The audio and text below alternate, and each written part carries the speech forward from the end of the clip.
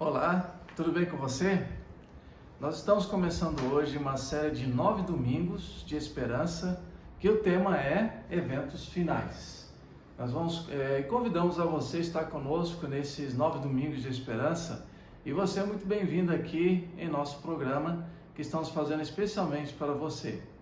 Você que é a igreja do Alvarenga, do nosso distrito de Ipanema, temos a nossa igreja do Alvarenga, os nossos irmãos da igreja do Alegria e também do Açaraí. Vocês são muito bem-vindos aqui conosco. E é claro, você que está nos assistindo aí via YouTube, e queremos aqui convidar você a participar conosco dos 9 domingos de esperança. Eu sou o pastor Carlos Klim, sou o pastor do distrito de Ipanema, e você é muito bem-vindo aqui em nosso programa dos Domingos de Esperança. Você, caro amigo que está nos assistindo também, você é muito bem-vindo aqui no nosso programa, porque nós estamos aqui especialmente fazendo essa programação para você também, ok? E nós iremos falar de 9 temas interessantes com respeito à palavra de Deus, especialmente referente ao tempo do fim. E você, claro, vai estar nos acompanhando durante esse tempo, ok? Mas o tema que nós iremos falar hoje, nós iremos falar de um tema muito interessante. Vamos começar falando hoje sobre a queda. Nós vamos falar sobre este assunto hoje. E é claro que nós temos aqui um hábito. Antes de começarmos a falar deste tema, que está dentro da palavra de Deus, eu convido a você que pegue sua Bíblia, você abra o seu coração nesse momento e nos acompanhe na oração que iremos fazer nesta hora. Vamos orar então? Querido Deus e Pai Celestial, muito obrigado, Senhor, por esse momento especial em que nós estamos começando aqui os 9 domingos de esperança, com o tema Eventos Finais. E te pedimos, ó Deus, que abra o nosso entendimento, abra o nosso coração, para que nós venhamos a entender o que Jesus tem a dizer-nos através da sua palavra. E abençoe também, Senhor, nossos amigos que estão conosco. É a nossa oração, em nome de Jesus. Amém. Muito bem, meus amigos, vamos começar falando deste assunto hoje sobre a queda.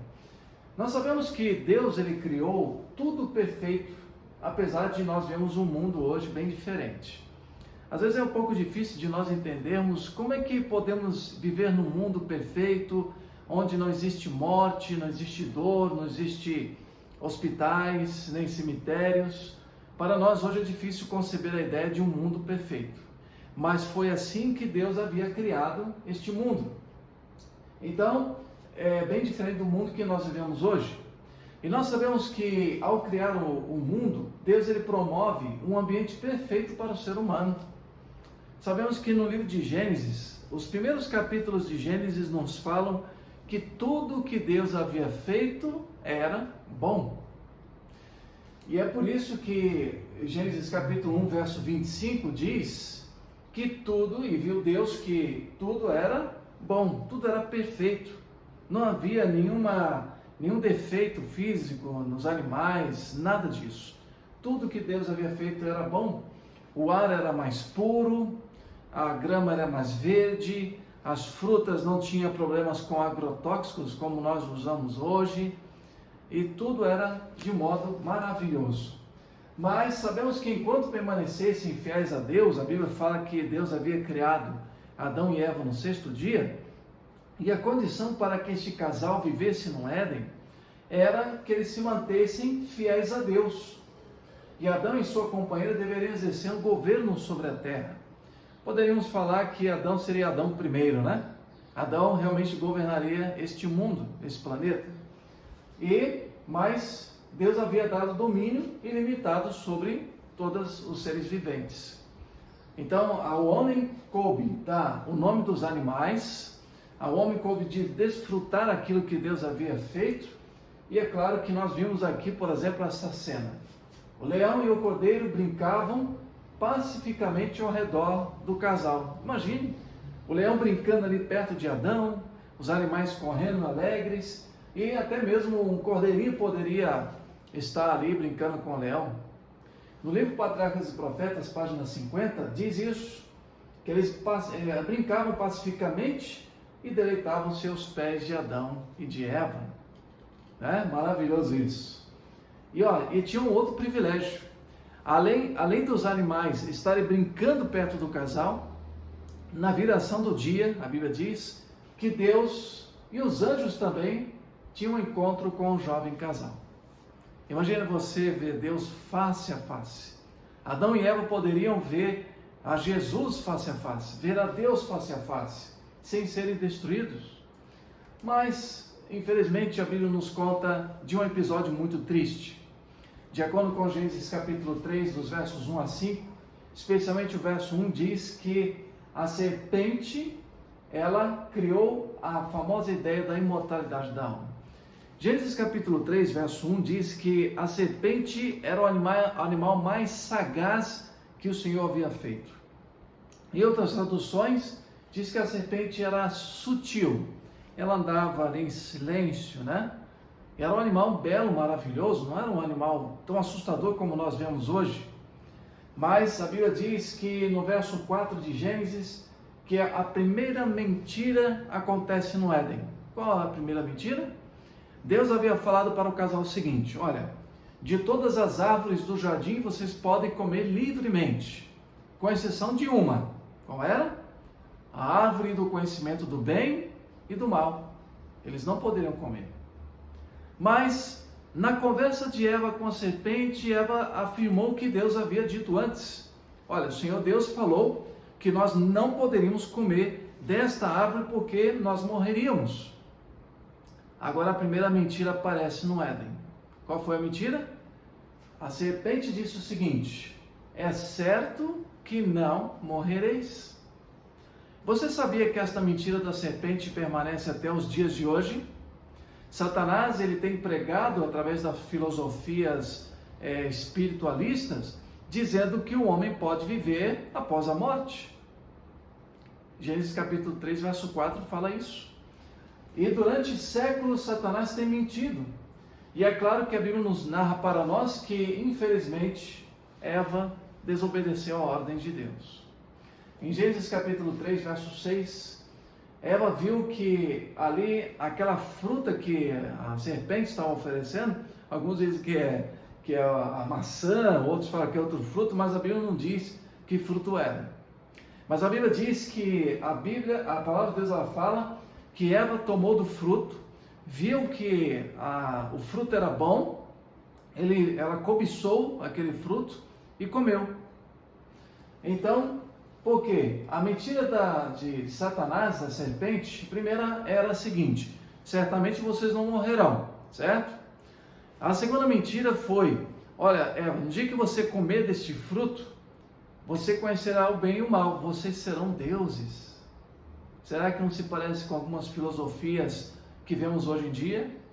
Que nós podemos ser deuses? Pois é, mas a Bíblia Sagrada diz que isso era mentira. E então nós vemos que a partir desse momento, quando Eva come fruto, oferece ao seu marido Adão, e ele come, há uma separação. De quem? Da humanidade e de Deus. O pecado interpõe-se entre o casal e Deus, e agora cria-se um muro de separação. Ou seja, Adão e Eva não poderiam mais desfrutar da presença de Jesus quando ele visitasse ali na viração do dia. Qual é o sentimento então que vem a esse casal? Veja, sem medo, Eva ela pega do fruto, né? E enquanto comia, ela sentia um sabor agradável, né? Perceba bem, sentia um sabor agradável e outra coisa, e uma sensação revigorante, um certo frescor, né? E outra coisa, ela acreditava que estava alcançando um nível superior de existência. Você já percebeu que o pecado, quando ele é praticado, no momento do pecado, ele é ruim? Diga para mim, o pecado é ruim quando está praticando? Claro que não, né? Há uma sensação de empoderamento, né? Há uma sensação de que mais? Uma revigoração, estou vivendo este momento, desfrutando. Mas nós vamos ver aqui o que aconteceu com este casal. Romanos 5, verso 12 fala também que os homens pecaram. E veja que interessante. Agora que havia transgredido a lei de Deus, tornou-se uma agente de Satanás. Eva agora, ela experimentou do fruto, experimentou aquela sensação revigorante que o pecado traz na hora, e ela agora corre ao seu marido oferecendo: olha, eu quero oferecer para você o fruto da árvore do conhecimento do bem e do mal. Aí Adão ele pensou: mas você desobedeceu a ordem de Deus? Ela disse: sim, mas experimenta, Adão, veja como é bom, veja como é maravilhoso, Adão, experimentar esse fruto. Deus não falou que esse fruto é tão maravilhoso, tão gostoso, que nos dá força e nós podemos ser deuses. Olha aí a estratégia.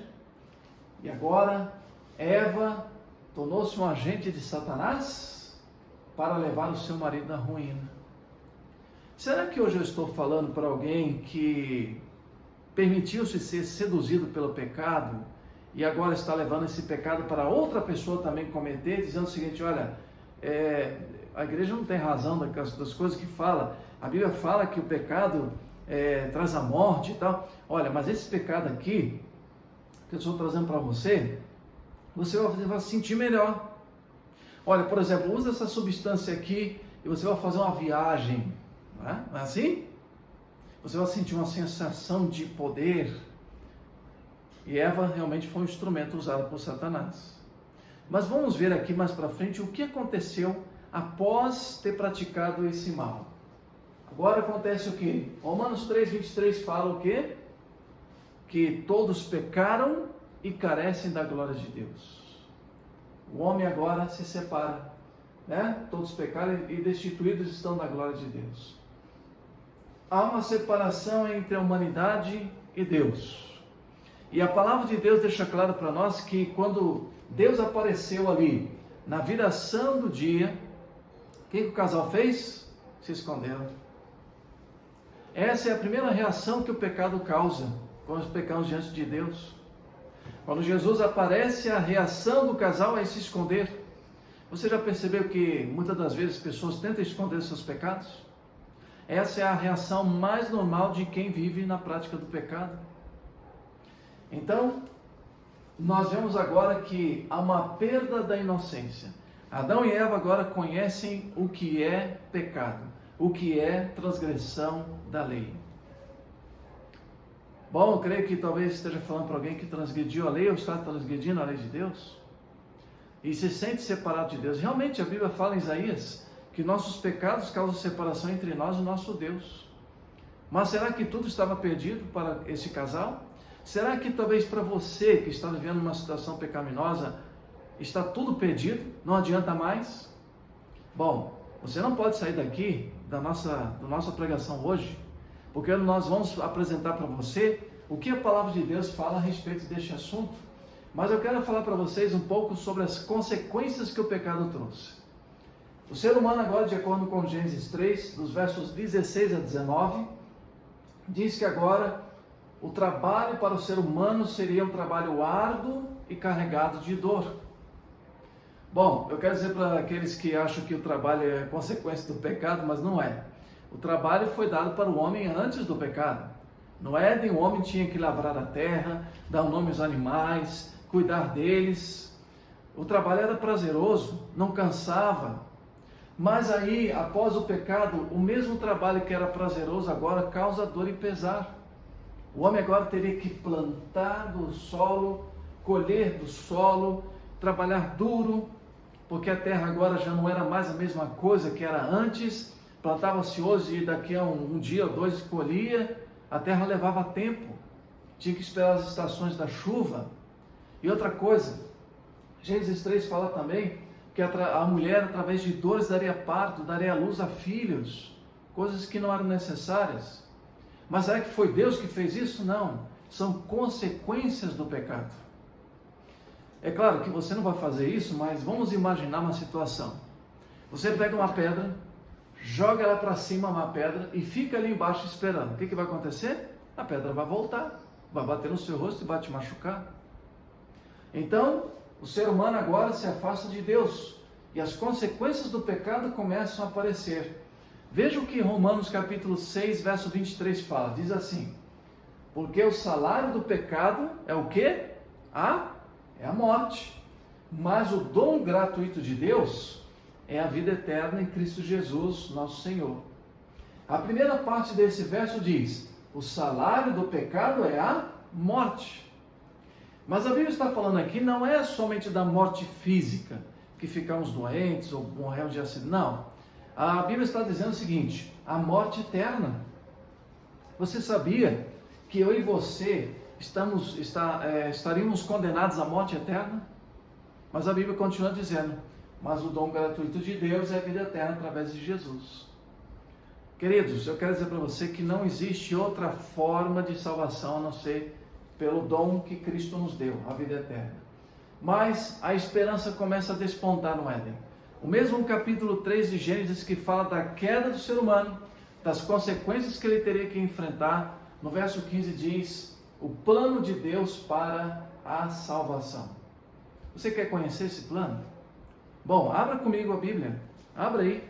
Pegue sua Bíblia agora, vamos ver. É um texto conhecido por nós, na verdade, mas Gênesis capítulo 3 e o verso 15, veja o que diz a palavra de Deus no terceiro capítulo de Gênesis, no verso 15. Gênesis capítulo 3 e o versículo 15 diz assim: essa aqui é uma promessa de Deus: porém inimizade entre ti e a mulher, ou seja, Deus estava falando para o casal. Porém inimizade entre ti e a mulher, ou seja, falando ao casal e à serpente, entre a tua descendência e o seu descendente. Este te ferirá a cabeça e tu lhe ferirás o calcanhar. Bom, Deus tinha dado a sentença para cada um, para Adão, para Eva, e agora a vez da serpente. Olha, a serpente virá o descendente da mulher para pisar na sua cabeça. Você ferirá o calcanhar dele, mas ele esmagará a sua cabeça. Como é que isso aconteceu? Jesus morre na cruz e fere mortalmente a serpente. Em Apocalipse 21, verso 4, temos aqui a esperança da restauração. Deus enxugará dos olhos toda lágrima e a morte não existirá mais. Já imaginou isso? O último livro da Bíblia, o início da Bíblia, Gênesis, fala da queda do homem.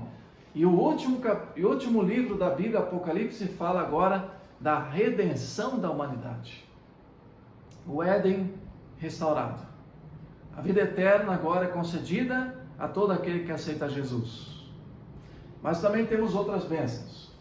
Romanos 3, verso 10 nos mostra também um reconhecimento da nossa própria queda para o pecado. Né? Abra sua Bíblia aí, vamos ver essa referência. Romanos capítulo 3, verso 10. Olha o que diz a palavra de Deus. A palavra de Deus ela é muito rica. Capítulo 3, versículo 10 de Romanos. Diz o seguinte: olha, não há nenhum justo, nenhum sequer. A Bíblia está dizendo. Mas a palavra de Deus deixa claro para nós que, apesar de todos se extraviarem, há uma esperança. Mas a primeira coisa que você, querido amigo, precisa fazer, você, minha amiga, é reconhecer a sua própria queda. Reconhecer que você é pecador.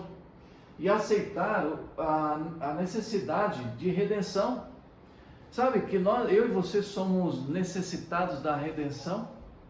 Eu e você precisamos da redenção em Jesus Cristo? Agora, abra comigo mais uma vez a Bíblia. Você pode abrir comigo a Bíblia? Abra a Bíblia comigo, vamos ver essa referência aqui maravilhosa. Aqui temos a esperança. Quer conhecer? Ó, esse livro aqui, ele traz muitos segredos para mim e para você. Veja, vamos ver Efésios 2. Abra aí Efésios. Abra sua Bíblia, meu querido amigo. Olha, é tão maravilhoso nós abrirmos a palavra de Deus. Vamos ver Efésios capítulo 2, versos 8 e 9.